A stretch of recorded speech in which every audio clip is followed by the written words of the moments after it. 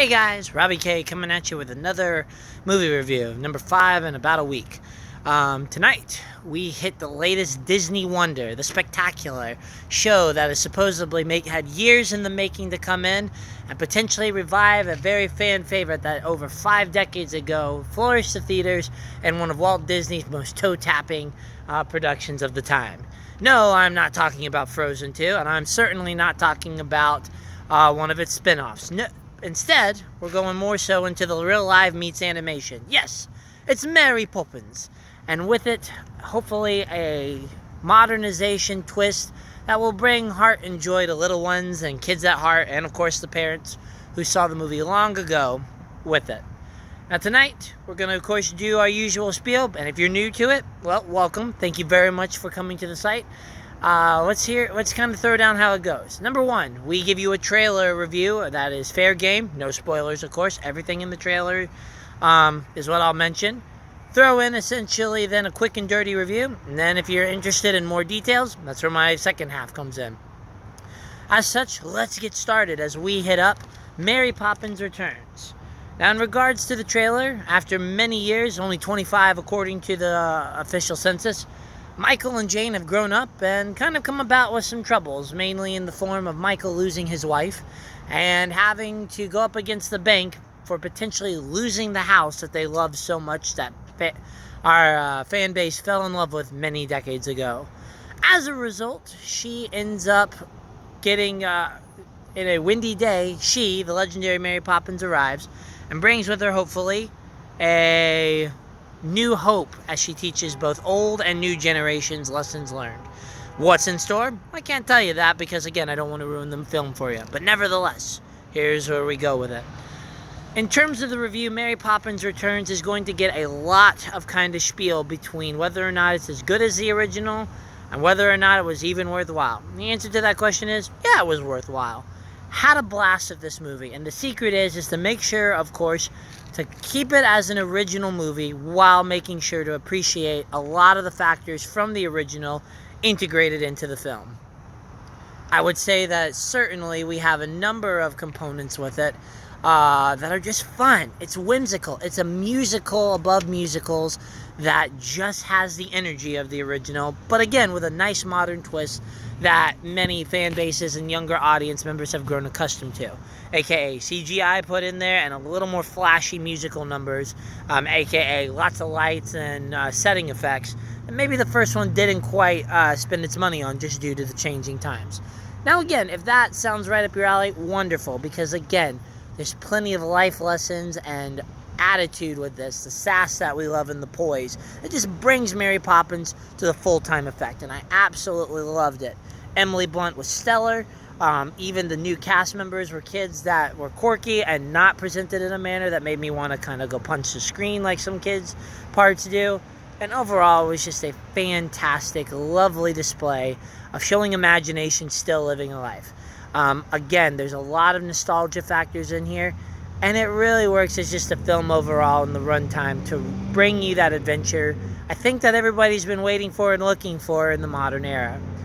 But there are a few other loose turns and things. I can definitely say that while the songs have an energy and life of their own, they're not quite as finessed and maybe not as unique as some of the classic songs that the Poppins crew brought us a long time ago.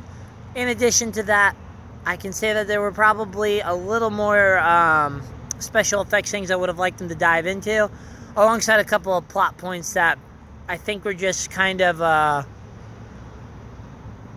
nod to an actor an actress as opposed to actually being worthwhile to the story. But more on that if you decide to stick around. Overall, though, definitely worth a theater visit. And if you're looking for the family movie of December and you're not into comic books, you gotta give this one a check out, guys, because it's finally nice to see a real-life Disney animation bring back the nostalgic days. And totally worth what I feel a trip to the theater. As good as the first one, as you heard, you kind of have to try to keep them alone, but if I must do comparison, yeah, I would say that it's not as good as the first one. I mean, it's the original quirk. But instead, it's a movie on its own that definitely lives up to the tale and I think has the same energy. But I'm rambling. I mean, this is supposed to be the quick one, so let's get to the score. Overall, Mary Poppins Returns categories of family, musical, Maybe a little drama, but that's probably an allegory category. I would say probably animated that they'll probably peg with it. It's definitely probably an 8 easily. Maybe even an 8.5. Movie overall, 7, 7.5 to go a point down. And more on that if you stick around. If not, thanks guys for checking it out. Totally appreciate you viewing the video. And for those sticking around, thank you very much. Let's get into kind of the details. Now, in regards to how I do this, you know that I like to start out on a positive foot. So let's do it. In regards to the likes, let's start with probably the main reason I loved it, Emily Blunt. Well, certainly maybe not as put together in terms of a character design of the director like the first one was. Emily Blunt rocked it for me. Not trying to copy too much of Julie Andrews, but put her own life into it. She managed to keep old and new very balanced and bring with it just a lot of fun. Her class, her sass, everything was a little more edgy, or I guess edgier is the correct grammatical term. And that's awesome to me, and I loved it. I loved the spin, I loved the kind of new vibe with it, and I was very pleased with her work and totally a central foundation to it. But even though she is the star, or starlet, depending on which way you like to say it, the other characters, though, most of them, had a decent balance. The lamplighter, Jack, was a wonderful addition to the group, and certainly not the knockoff of Dick Van Dyke, but having his own sense of character was a very smart move, one I thoroughly appreciated. And again, as you heard, the kids didn't annoy me. A little outside the bratty side. Bratty tendencies were there, but curbed into a more realistic approach and perhaps a more respectful character that when you bring these into the mix, it just brings a wonderful chemistry to the group. Now, as regards to some other ones, I can say that, yeah, they balanced the parents in well, and I give them that their plot points were good, but there's going to be more on that later. So we'll say that at least for half of the case, the story components in regards to this one for Jane and Michael were there and enjoyable. But now let's kind of get into some other likes outside of the acting. First of all, the setting is wonderful. It's like being back into it with just a better high-definition camera.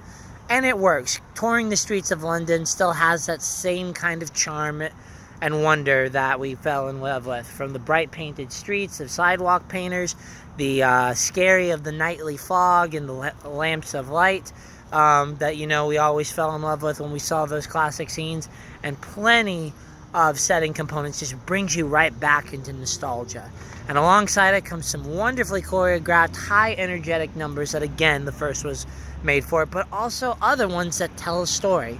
This is a musical outside of what Disney Channel original movies do, which isn't the sake of just putting song and dance there to sell CDs. It's telling story components with it. Each character finding a way to shed their feelings and light like you're on a semi-Broadway production. And again, it's just a hoot to see these numbers actually have a point. Now, perhaps at a couple of times I do feel that the songs were stuffed in, but for the most part they succeed in balance of story, acting, and numbers. And again, the dance scenes, while maybe not quite as energetic, or I should say, maybe not quite as different in terms of one another like the original had, they still have a life of their own, and they're a hoot and lots of fun to add to the mix. Now, outside of that, the other thing that I appreciate is I love the fact that there are, again, stories from the past being brought up and integrated, not so much to be stuck in kind of remake mode, but also not too deviated from the original that you essentially get bored with the lack of nostalgia. Again, this is a good storytelling brought in because it brings in both types of audiences. Traditional, kids who watched it and are now adults, and I guess technically I said both, but I meant all types of audiences, and the fact of the third one being that the new kids are going to appreciate it as well. And definitely something I love is the fact that they brought back some of the 2D animation, the lines, the colors, the traditional art style that, again, we loved, including, of course, some old friends that we've seen in there, and it is fantastic. So having all that balance and production value just really brought me back to what I used to watch as a kid, and perhaps will entrance you as much as it entranced me. But that's essentially where a lot of my likes are. And again, a good pace not to put me to sleep, but also not too fast just to miss over everything. So that's where the likes are, and the dislikes are probably going to seem a little pickier than most audience members, so I do apologize if I insult anyone with this, but let's kind of be down with it. Is that the first thing is that if you're going to compare this every step of the point and come in with a bias that the original is better, and you're not willing to give the other one a chance, then I'm going to say right now that you're probably going to hate this movie because, again, some will call it a knockoff, some will call it too much of a mirror image, but again, this is a modern retelling, but a sequel. Excuse me. Now, in regards to that, though, here are some of the what I feel are legitimate dislikes that maybe didn't quite fit well in for me, but will probably maybe not bother you as much. So I guess the first one is that, again, I felt at some points that the music was a little too stuffed in it. Going down the traditional, let's put as many songs as we can in here and deviate from it. Again, this is very, very small in terms of it, and only a glimpse of it, because eventually they space out better and find their ground. But for a while, I was a little worried that it was just going to be, I'm not going to lie, like Frozen. Jam as many songs as you can in there, and no matter how good the quality, it's more about the music than it is about the story. Sorry. Well, if I don't die from sneezing and holding it in, let's keep going. The next thing that I would definitely say is I absolutely loved the fact that, or I should say another dislike is, while I did love the integration of Jane and Michael into it, I kind of felt that they weren't as integrated into it as the trailers promised. Now again, I can't say much because I don't want to ruin the story. And while they do have a valid point, an easy integration into it, I totally see that point. And I understand that it's trying to be the new generation trying to discover while teaching the old. Totally get the lessons there, bravo to it. But I kind of felt that they could have been integrated a little more into some of the numbers, and I would have enjoyed that as well. Again, I get what they're trying to do in terms of the nostalgia component, but again, the way that this movie seemed to be going and the way that a line in the trailer states it, I was expecting a little more discovery in it than what we were getting. I guess the next part of it is, and I'm running out of dislikes because, again, I did enjoy the movie a lot. I want to save... I guess let me just go to the next dislike. While I love the animation, and I think it did its place, I was hoping, though, that we were going to get more of that classic feeling into it in terms of the art style. Again, I get it. Drawing 2D is kind of the old-fashioned way to many, where the age of Disney's Renaissance is, with the computer to add the sheen, but the drawings to bring those colors to life. I was kind of hoping that's what I was going to get again, a little more into detail, or at least the one scene promised was going to have a little more involved in the movie, like the supercalifragilistic scene. Again, nothing wrong with this scene because it rocks and does its job, and I thoroughly enjoyed it. In fact, either my favorite number or my second favorite number was a part of the scene. But I wanted more of it. I wanted that integration, that feel of it, the excitement that brings with it. And while the song and dance number was well done, I kind of felt the involvement, again, needed to be there, or at least put some more whimsy into it. But again, I think it's mirroring the other one very well. But I have to say that I guess, dislike that was there was a component of the film that they kind of beat together in terms of a story. And again, it has its place, it has its role, and it brings with it another number that mirrors the Uncle Arthur number from long ago, and the original. But this is the thing that I kind of don't think it needed, was that particular story component was just lost for me, and it involves Meryl Streep. Now, I have nothing against the actress. She's super talented. I think she did very well with the role that they gave her in terms of the cousin, which again is on the trailer, so fair warning there, but I'm not revealing anything else. But that story point felt more of one of those times where the music and number were forced in there to include a high prowess star. And yes, while she did a very wonderful number, it's just that. It's a number with a story component that only serves a very slim trimming and is kind of dropped after that.